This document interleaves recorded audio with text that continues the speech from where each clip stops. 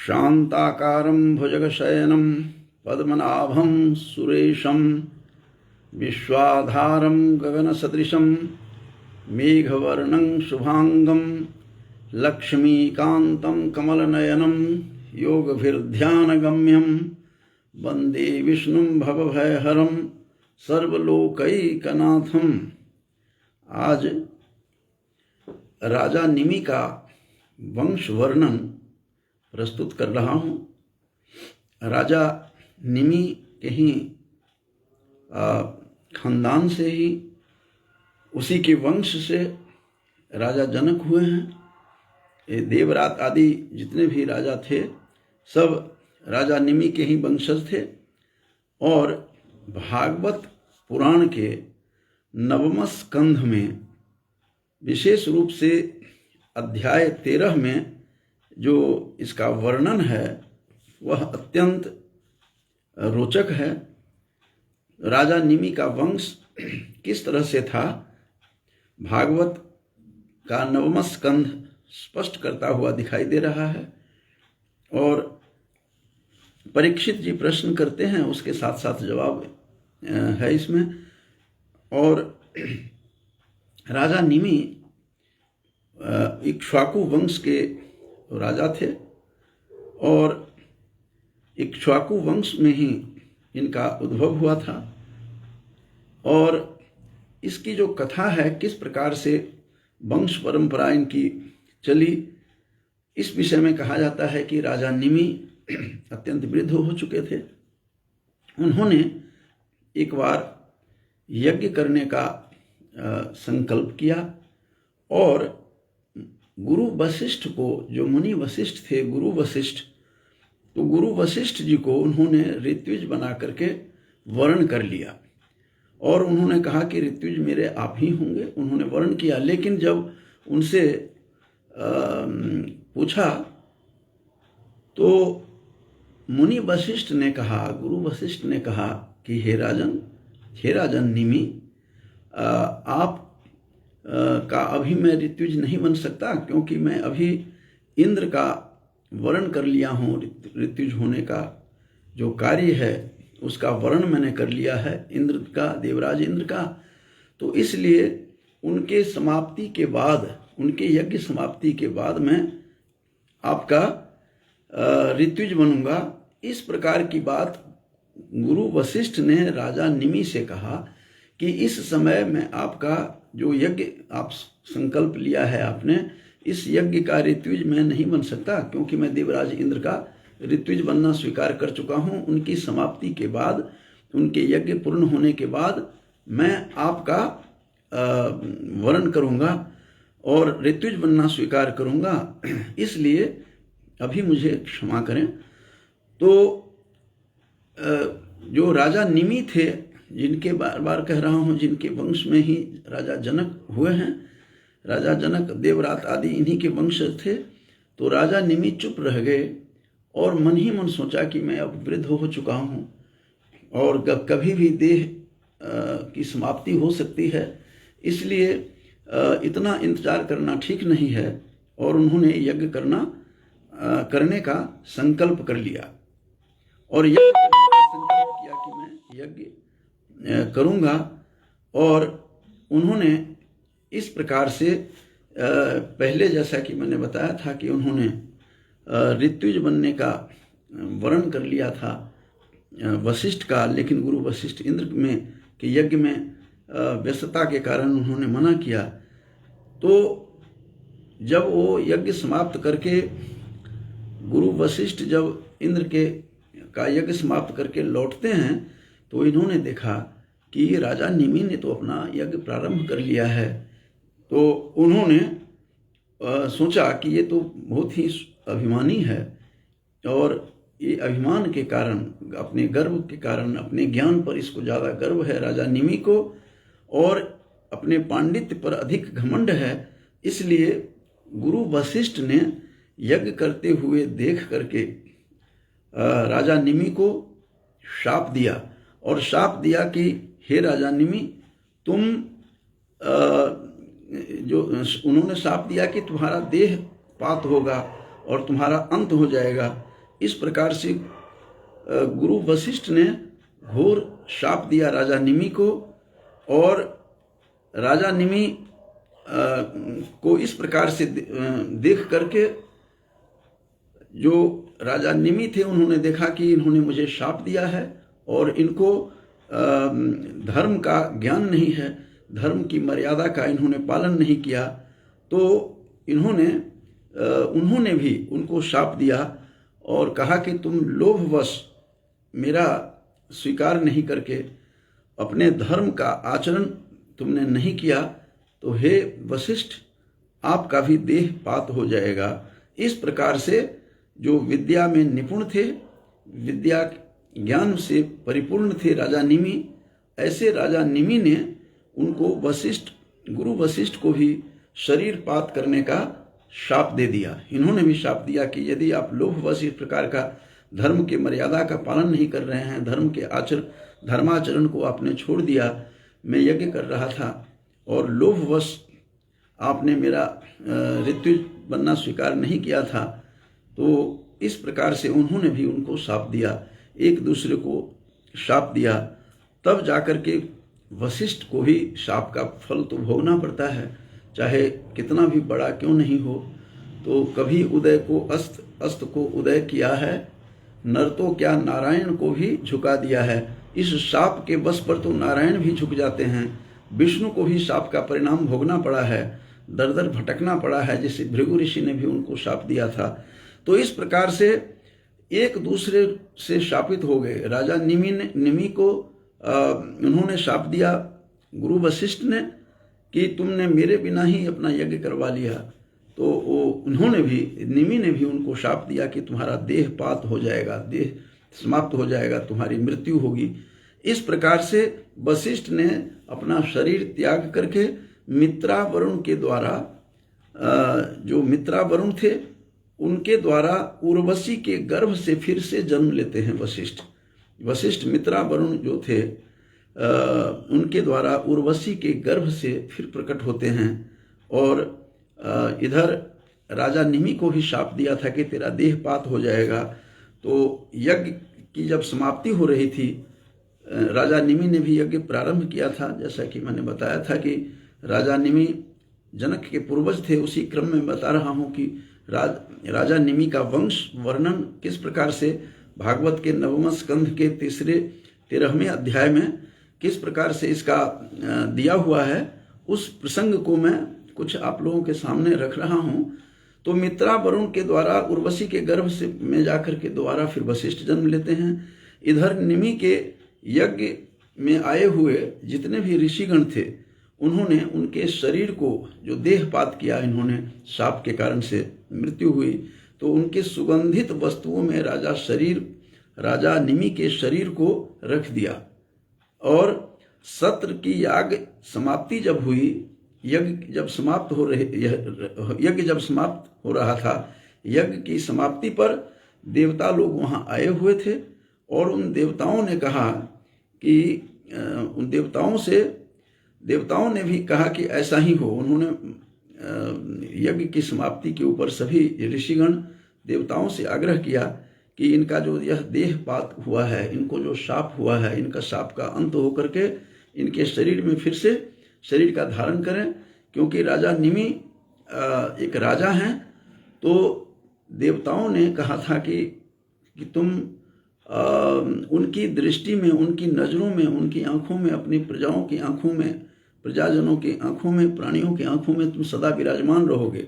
लेकिन कुछ दिनों तक ऐसा चलता रहा, लेकिन ऋषियों ने सोचा कि इस प्रकार से तो राज का कार्य चलेगा नहीं, राज कार्य के लिए तो अराजकता न फैल जाए इस राज्य में। तो इस कारण से उन्होंने फिर से उनको प्रार्थना की और देवता ने आकर के कहा कि ठीक है और उन्होंने अपने सूक्ष्म शरीर से इस बीच में शाप के दौरान राजा निमि ने घोर तप किया था, ध्यान किया था उस सूक्ष्म शरीर में, क्योंकि यह शारीरिक भौतिक शरीर तो उनका नष्ट हो चुका था और सुगंधित वस्तुओं में उनके शरीर को डाल दिया गया था। लेकिन सूक्ष्म शरीर, अलग अलग शरीर होते हैं बंधुओं, एक कारण शरीर है, एक सूक्ष्म शरीर, स्थूल शरीर। तो सूक्ष्म शरीर से में रहकर भगवत चिंतन करने में लगे रहे। राजा निमि बहुत बड़े तपस्वी थे, ज्ञानी थे और स्वाध्यायी थे। जिस स्वाध्याय के बारे में बार बार कहा जाता है, तैत्तिरीय उपनिषद में कहा है कि स्वाध्यायान मा प्रमदः, स्वाध्याय से प्रमाद नहीं करना चाहिए। तो इस प्रकार से वो स्वाध्यायी थे, ज्ञानी थे, विद्या के और शास्त्रों के कुशल थे। तो इस प्रकार से उन्होंने अपने मूल शरीर में उन्होंने कहा कि मैं अब नहीं आना चाहता हूँ। जब सभी देवताओं ने यज्ञ की समाप्ति पर कहा कि ये तो अराजकता फैल जाएगी इसके राज्य में, राजा के नहीं रहने से, तो यह सोच करके निमि ने भी कहा कि मैं अब इस शरीर में दोबारा नहीं आना चाहता, क्योंकि शरीर का तो अंत होना स्वाभाविक है। यह अंतवंत इमे देहा, उपनिषद भी यही कहती है, यजुर्वेद का भी यही कथन है। तो इस प्रकार से उन्होंने इस बात को माना कि इस शरीर से अब कोई लाभ नहीं है, शरीर पुनः शरीर को प्राप्त करके कोई शरीर का फायदा नहीं है। यह शरीर तो उसी प्रकार है, भागवत के इसी 13वें अध्याय के इस स्कंध में, 9वां स्कंध में जो है, 9वां स्कंध, इस स्कंध में साफ शब्दों में कहा है कि मनुष्य का शरीर तो जैसे जल में मछली होती है और डरी हुई रहती है कि कब मुझे पकड़ के कोई ले सकता है, ले जा सकता है, उसी प्रकार से मनुष्य का शरीर है। कब देहपात हो जाए, कब देह की समाप्ति हो जाए, इसका कुछ पता नहीं चलता। इसीलिए यह कह करके राजा निमि ने अपने शरीर में देवताओं के कहने पर भी, इस शरीर को दोबारा देने पर भी उन्होंने अपने शरीर को स्वीकार नहीं किया। जब स्वीकार नहीं किया, अराजकता फैलने की आशंका फैल गई उस राज्य में, राजा निमि के राज्य में, तब जाकर के लोग, उन्होंने, देवताओं ने सोचा कि ये तो दिक्कत आएगी, बहुत समस्या होगी, राजा का राजपाट चौपट हो जाएगा, समाप्त हो जाएगा। इसलिए एक तरकीब, एक तरीका, एक उन्होंने अनुसंधान करके एक सोचा, चिंतन किया कि इनके शरीर को मंथन किया जाए। तो राजा निमि का जो शरीर था उसको मंथन किया गया। मंथन करने के बाद एक कुमार का जन्म होता है। जिस कुमार का जन्म हुआ, वह कुमार जो था वो अराजकता फैलने इसलिए कुमार का जन्म होता है और उस कुमार का नाम ही जनक पड़ा। उसके मंथन से, शरीर के मंथन से, राजा निमि के शरीर के मंथन से, जब उन्होंने कहा कि दोबारा मैं शरीर को स्वीकार नहीं करना चाहता, यह अंतवंत यह देह है, शरीर नाशवान है, यह अंत हो सकता है, कभी भी शरीर छूट सकता है। तो इसलिए उन्होंने जब स्वीकार नहीं किया तो उसके शरीर का मंथन किया गया और मंथन करके एक कुमार का जन्म होता है, जो कुमार जनक के नाम से प्रसिद्ध हुआ। क्योंकि जन्मना जनकः सो अभूत वैदेहस्तु विदेहजः लिखा हुआ है। 13वां जो श्लोक है इस नवम स्कंध का, भागवत पुराण का, विशेष रूप से 13वें अध्याय का 13वां श्लोक, वह स्पष्ट करता हुआ दिखाई देता है। कहता है कि जन्मना जनकः, जन्म से ही वह जनक हुआ, क्योंकि जन्म हुआ उसका, इसीलिए उसका नाम जनक पड़ा। उस मंथन से, उस राजा निमि के शरीर के मंथन से जो कुमार का जन्म होता है उसका नाम जनक हुआ। क्योंकि जन्मना जनकः सो अभूत, वही अभूत बने हो गया, और वैदेहस्तु विदेहजः, और बिना देह का ही जन्म हुआ, माँ के गर्भ से नहीं हुआ, मंथन से हुआ है, बिना देह का जन्म हुआ जनक का, इसीलिए इसको वैदेह कहा गया।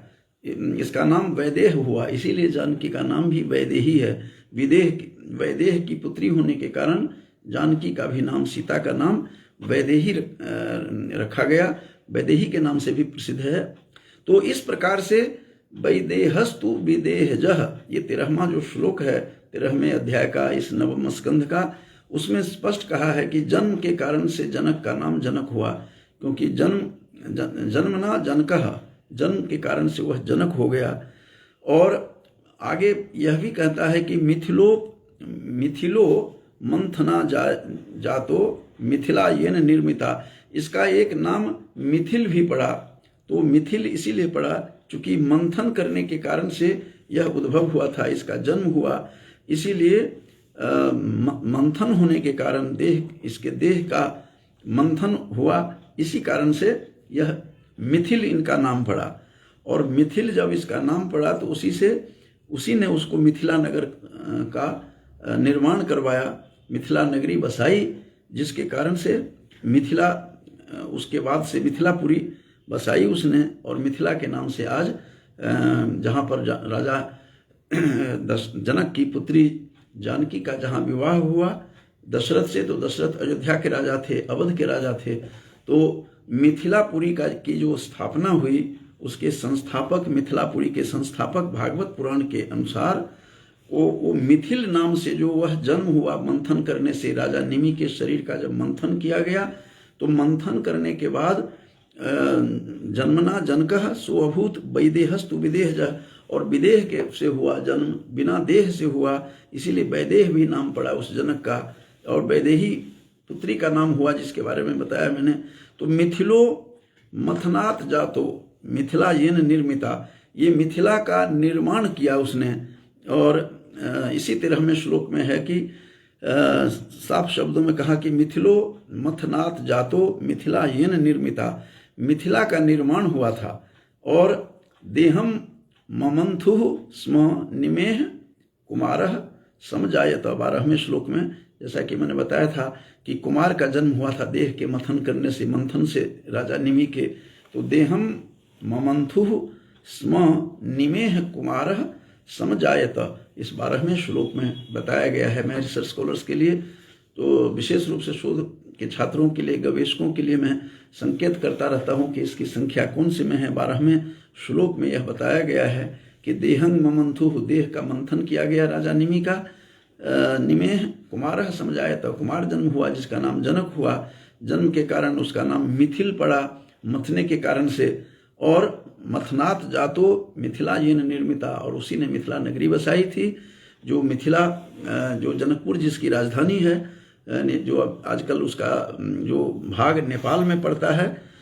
तो इस प्रकार से उस समय तो संपूर्ण मिथिला था और अवध रूप में था। तो इस प्रकार से पूरा इसमें बताया गया है कि किस प्रकार से राजा निमि के शरीर मंथन करने से और मिथिल का जन्म हुआ, और उस मिथिल ने मिथिला नगरी बसाई थी।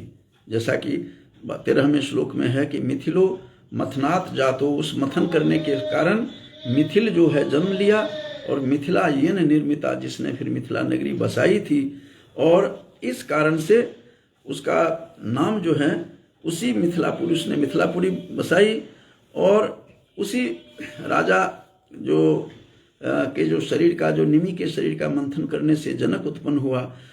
और फिर कहते हैं, प्रश्न करते हैं, परीक्षित को बता रहे हैं, कहते हैं हे परीक्षित, सुखदेव परीक्षित का जो संवाद है तो उसमें कहा गया है कि हे परीक्षित, और परीक्षित जो थे ये भी अर्जुन के पौत्र थे, और अभिमन्यु का वह पुत्र था, वह अल्पायु था, 1 सप्ताह की जिंदगी बच गई थी।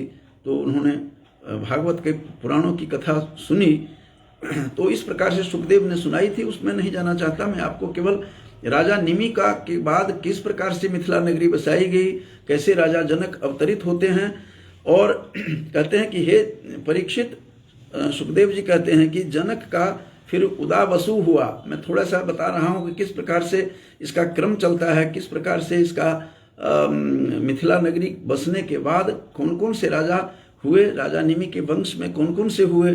कहते हैं कि जनक के बाद उदावसु का जन्म हुआ, जनक का पुत्र हुआ, और उसका नंदीवर्धन हुआ, फिर नंदीवर्धन का सुकेतु हुआ, और सुकेतु का पुत्र जो था देवरात हुआ। यहाँ देवरात की चर्चा आई है, जो राजा निमि के खानदान से थे। तो राजा निमि के और सीता का जहाँ जन्म हुआ था, जहाँ प्रकट हुई थी, उसके पूर्वज जो थे देवरात थे।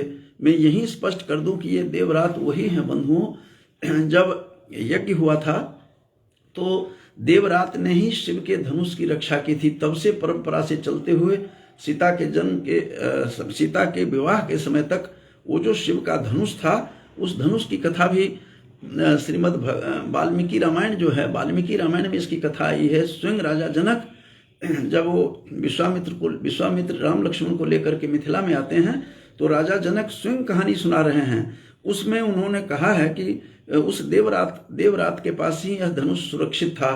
तो वहाँ पर कहानी एक आती है, जिसको संक्षेप में बता रहा हूँ कि राजा जनक बता रहे हैं कि राम और विश्वामित्र भी थे, लक्ष्मण भी थे, तीनों थे और तीनों को समझा रहे हैं कि जब जो दक्ष प्रजापति ने बहुत बड़ा यज्ञ किया और उनकी पत्नी शिव जी की शक्ति जो थी, शिव जी की पत्नी थी, धर्म पत्नी, और शिव जी को उन्होंने, दक्ष प्रजापति ने उसमें निमंत्रण नहीं दिया, आमंत्रण नहीं दिया, जिसके क्रोध के कारण वो अपना धनुष उठाए। सहजता से धनुष उठाते हैं शिव जी, और सभी देवताओं को कहा कि तुम लोगों ने मेरा हिस्सा नहीं दिया, तुम लोगों ने इस आमंत्रण नहीं भिजवाया, तुम लोगों ने रोका, इसलिए मैं सभी देवताओं को आज इस अपने पिनाक से, इस अपने धनुष से मैं सबको आज मैं नष्ट कर दूंगा।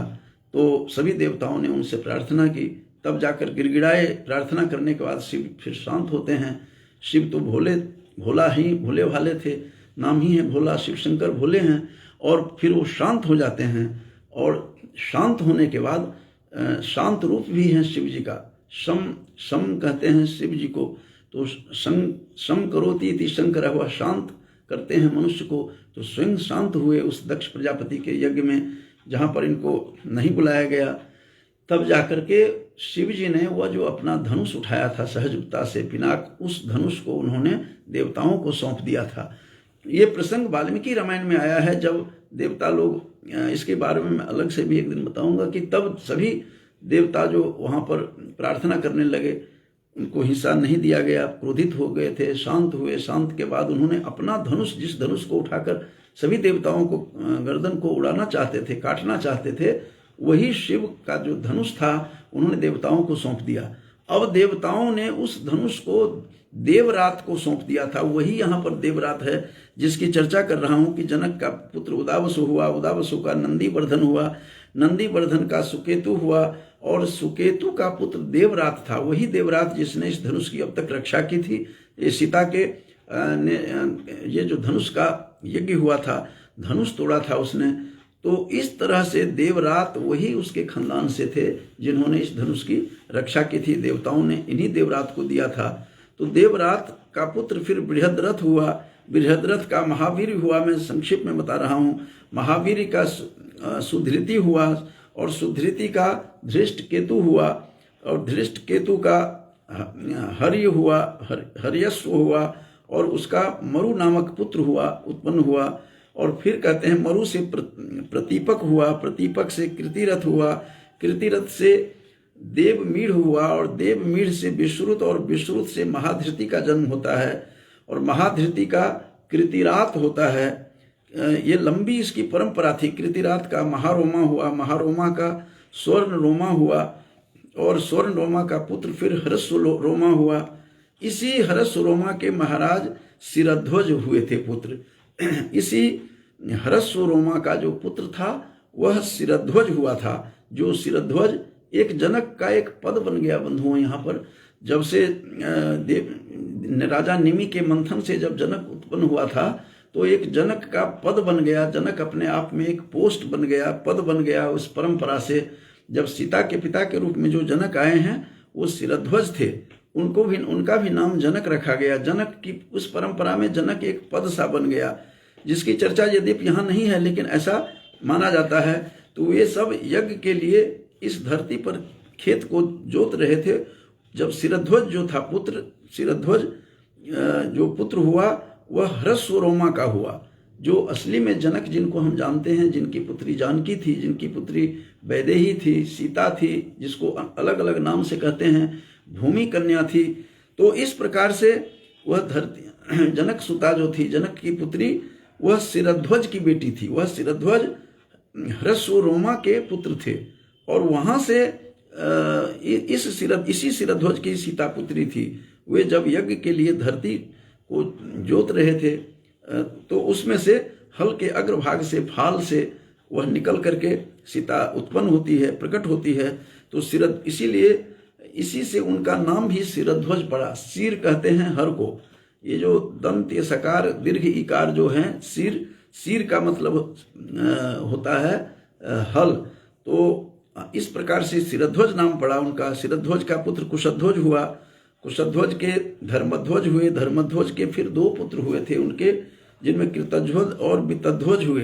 कृतध्वज के केशीध्वज हुए, और वितध्वज के खांडिक हुए। इस प्रकार से परीक्षित को समझा रहे हैं। जो राजा परीक्षित का जो यह प्रसंग है, परीक्षित को समझा रहे हैं सुखदेव जी, और कह रहे हैं कि इस प्रकार से आत्मविद्या में बड़ा प्रवीण था और खांडिक का कर्मकांड का मर्मज्ञ भी था। वह केसी ध्वज से भयभीत होकर के भाग गया था। केसी ध्वज का जो पुत्र था भानुमान, और भानुमान का शतद्रुम था। शतद्रुम से कैसे कैसे परंपरा से एक आए हैं। सूची से सनद्वाज हुआ, सनद्वाज से ऊर्ध्वकेतु, ऊर्ध्वकेतु से अज से पुरुजीत, पुरुजीत से अरिष्टनेमी, अरिष्टनेमी से सुतायु, और श्रुतायु से सुपार्श्वक हुआ, सुपार्श्वक से चित्ररथ, और चित्ररथ से मिथिलापति क्षेमाधिका जन्म हुआ, क्षेमधिका का जन्म हुआ, और क्षेमधि से समरथ, समरथ से सत्यरथ, सत्यरथ से उपगुरु, उपगुरु से उपगुप्त नाम पुत्र हुआ नामक। यह अग्नि का अंश है। तो इस प्रकार से ये सारा फिर ऋतक का सुनक हुआ, सुनक का बीतहव्य हुआ, बीतहव्य से धृति, धृति का बहुलाष्ट हुआ, और बहुलाष्ट से कृति, और कृति का पुत्र हुआ महावशी।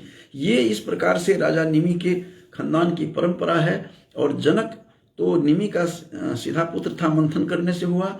बाद में जनक एक उपाधि बनी, जिसके कारण से शिरध्वज जो जनक की पुत्री बन करके, जो जनक पुत्री जानकी के रूप में, सीता के रूप में जो अवतरित हुई, वह शिरध्वज का वह पुत्र था। तो इस प्रकार से हर्षरोमा का पुत्र शिरध्वज था। शिरध्वज की यह सीता जो थी जानकी, यह बेटी थी। तो इस प्रकार से समझा रहे हैं परीक्षित को कि हे परीक्षित, मिथिला के वंश में जो भी उत्पन्न होते हैं सभी मैथिल कहलाते हैं। तो एते वही मिथिला राजन आत्मविद्या विशारदा कहा है 27वें श्लोक में 13वें अध्याय के 9वें स्कंध के, कि योगेश्वर प्राप्तेन द्वंद्वैर मुक्ता गृहेष्वपि। एक और बातें इस 9वें स्कंध से, भागवत के पुराण से यह बात हमें समझ में आती है, हमारे ज्ञान में, सज्ञान में, कि जो मैथिल, जितने मिथिला के राजा हुए सभी मैथिल रूप में कहलाते हैं। इसीलिए मिथिला में जो जन्म लेते हैं सभी मैथिल होते हैं।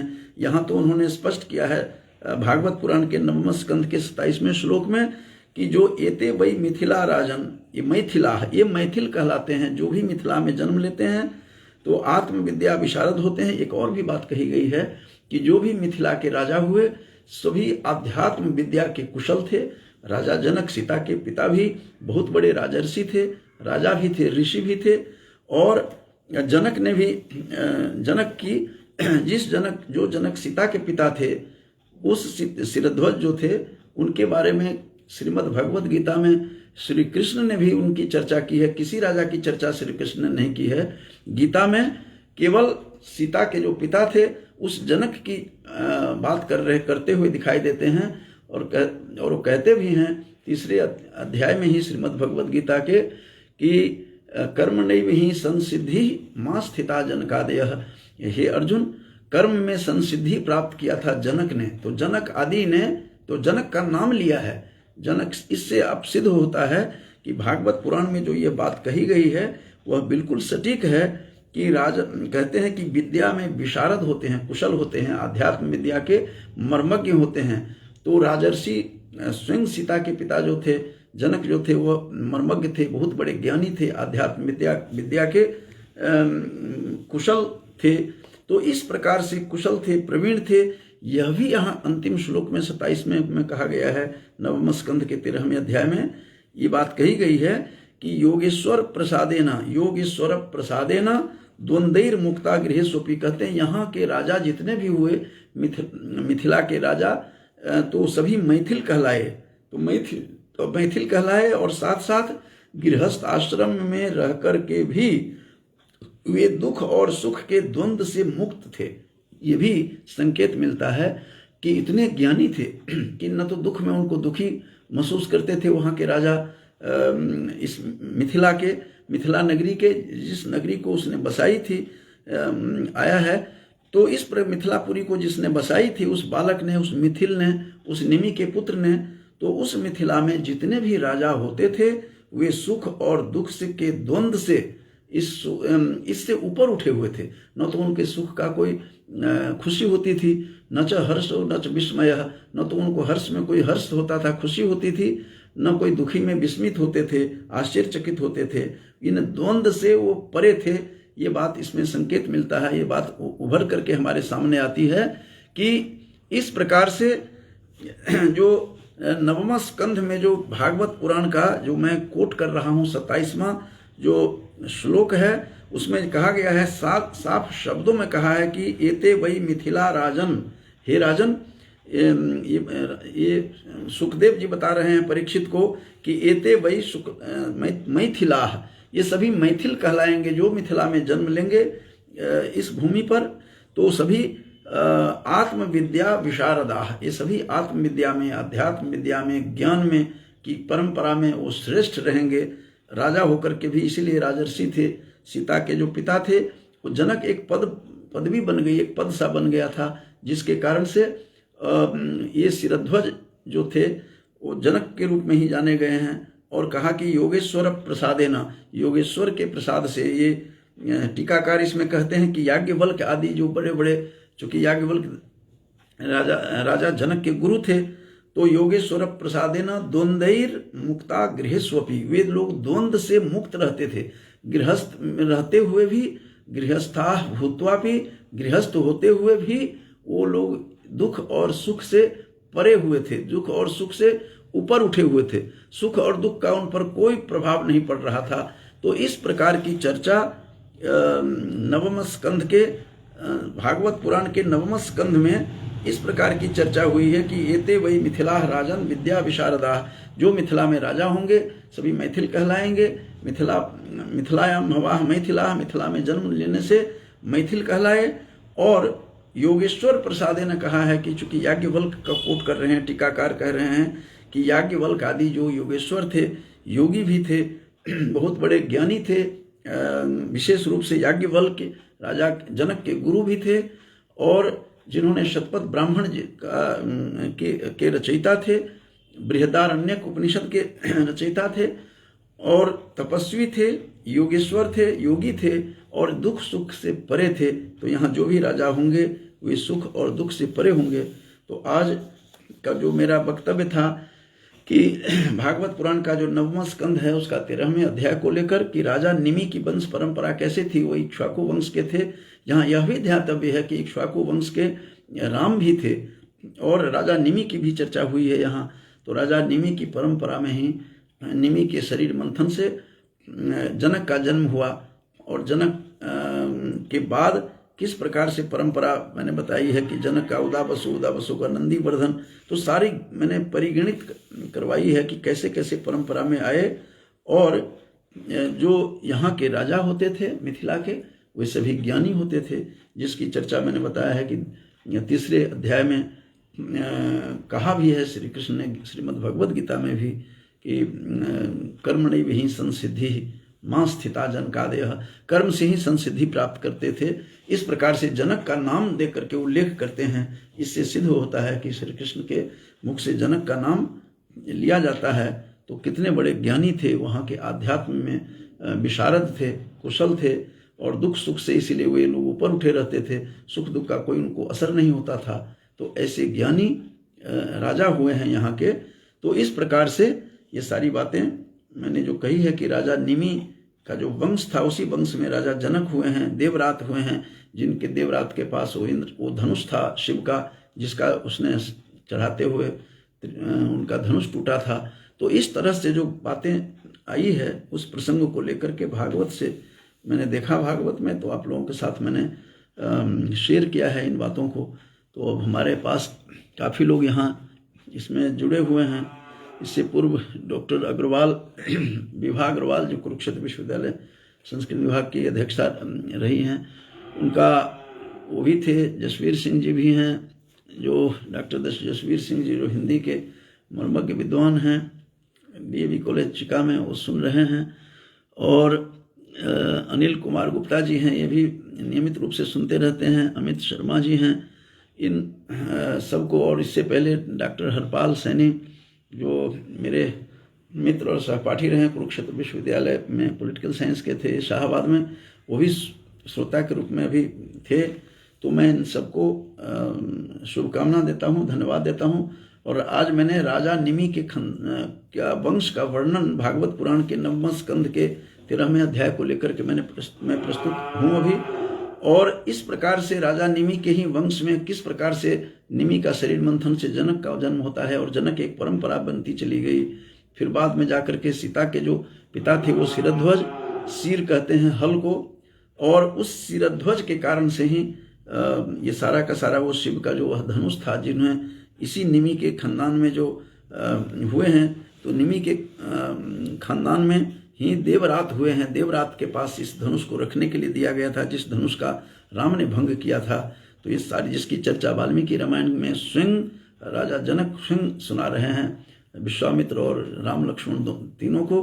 तो इस प्रकार की ये सारी परंपरा किस प्रकार से ये राम कथा बंधुओं ये पसरी हुई है हमारे पुराणों में भी, तो जगह जगह पड़ी हुई है। तो जहाँ जो कुछ भी मिलता है उसको मैं प्रयास करता हूँ देने का। कल भी मेरा जो व्याख्यान था कि सीता की 8 सखियाँ जो थी वो किस प्रकार से थी और कौन कौन थी, उसका भी मैंने कल परिगणित करवाया था। और उसमें सीता की 8 सखियों का यदि रामायण में चर्चा कहीं नहीं हुई है, थोड़ा बहुत उन्होंने 228वां जो उनका दोहा है बालकांड का तुलसीकृत, उसमें थोड़ी सी चर्चा हुई है कि सखियां किस प्रकार से थी उनके। तो इस तरह से कल मैंने बताया था कि अगस्त्य संहिता में 8 सखियों का वर्णन किस प्रकार से था। आज मैंने राजा निमि का प्रसंग चला था, इसीलिए राजा निमि के बारे में भागवत पुराण के आधार पर मैंने आज कुछ चर्चा की है। तो इन्हीं चर्चा के साथ मैं अपनी वाणी को विराम देता हूँ। बहुत बहुत धन्यवाद बंधु।